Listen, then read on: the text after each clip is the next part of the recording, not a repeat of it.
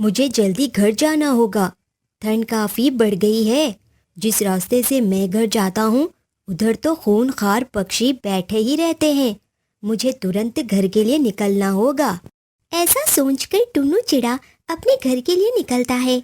वो घर का जरूरी सामान भी अपने साथ ले जा रहा था, लेकिन अचानक बीच रास्ते में वो खूंखार पक्षी उस पर हमला कर देते हैं।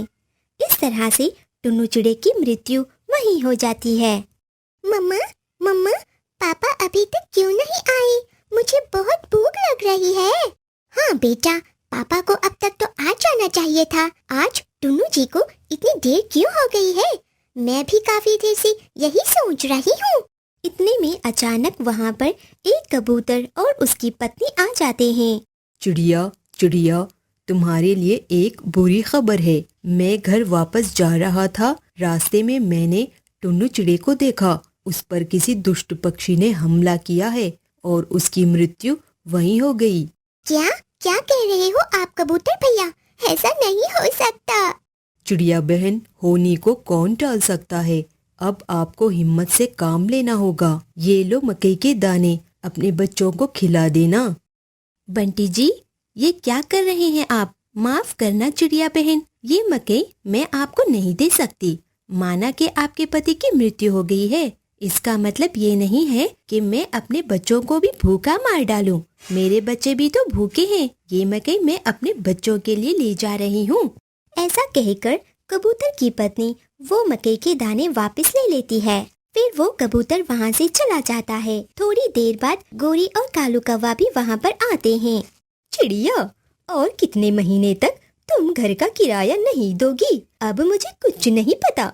मैं तुम्हारी कोई बात नहीं सुनने वाली। फौरी मेरा घर खाली करो और यहाँ से चले जाओ। तभी अंडे से एक बच्चा निकलकर आ जाता है। मम्मा, मम्मा, मुझे भूख लगी है। मुझे भूख लगी है। मम्मा, मम्मा, मुझे भूख लगी है। मुझे भूख लगी है। मम्मा, मम्मा, दाना दो, दाना दो मम्मा, मम्मा, दाना दो।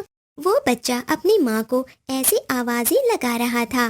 गोरी बहन, मैं आपका किराया कल तक दे दूंगी। चिड़िया, 3 महीनों से हम यही सुनते आ रहे हैं। तुम्हारी जगह किसी और पक्षी को हमने किराए पर रखा होता तो हमारा किराया समय पर मिल जाता। मुझे तुम्हारी कोई बात नहीं सुननी। चलो चलो, हमारा घर खाली कर दो। ऐसे कालू कौवा भी गुस्से से कहता है। कालू भैया, गोरी बहन, प्लीज आप मुझे कल तक का समय दे दे। मैं आपको किराया लाकर दे दूंगी। अभी आप लोगों ने देखा ही है, मेरे अंडे से एक बच्चा अभी बाहर आया है। मैं इस छोटे से बच्चे को लेकर कहाँ जाऊंगी? मुझ पर दया कीजिए, प्लीज मुझ पर दया कीजिए। बाहर बहुत कड़ाके की ठंड है, प्लीज मुझ पर दया कीजिए। चिड़िया गोरी और कालू कौवे से ऐसे मिन्नतें किए जा रही थी, लेकिन वो तो गोरी और कालू कौवा है, वो तो बहुत दुष्ट कौवे थे। ऐसे मगरमच्छ के आंसू बहाने का कोई फायदा नहीं है। चिड़िया, अंडे सबके होते हैं, बच्चे भी सबके निकल आते हैं। ये कुछ नया नहीं है। मुझे तुम्हारी कोई बहाने नहीं सुनने हैं। गोरी कौवे को चिड़िया पर दया नहीं आती। चिड़िया का सामान उठाकर बाहर फेंक देती है। चिड़िया अपने 2 बच्चों को लेकर उस कड़ाके की ठंड में बाहर टहलती है। मम्मा, मम्मा, भाई को बहुत ठंड लग रही है। देखो ना, वो कैसे कांप रहा है। भाई के लिए कुछ कीजिए मम्मा, नहीं तो भाई बीमार हो जाएगा। ठंड हो रही है मम्मा, मुझे बहुत ठंड हो रही है। मम्मा, मम्मा, मुझे बहुत ठंड हो रही है। हे भगवान, अब मैं क्या करूं? ना मेरे पास बच्चों को खिलाने के लिए कुछ है और ना ही रहने के लिए घर है। और मेरे पति, वो भी इस दुनिया से चल बसे। मेरे ऊपर कितना कठिन वक्त आ गया है। अब मैं क्या करूं? अब मैं क्या करूं भगवान? चिड़िया ऐसे रोई जा रही थी। चिड़िया को सामने एक तेल का कैन नजर आता है। वो उस कैन के पास जाती है। बस, मैं अपने बच्चों को ऐसा तड़पता हुआ नहीं देख सकती। मुझे इस तेल के कैन के साथ कुछ तो करना चाहिए। एक काम करती हूँ। गुड़िया बेटा, तुम अपने भाई के पास ही रहना। मैं जाकर थोड़ी सी सूखी घास लेकर आती हूँ। इसमें एक छोटा सा घोंसला बना दूंगी। ऐसा कहकर चिड़िया सूखी घास की तलाश में चली जाती है।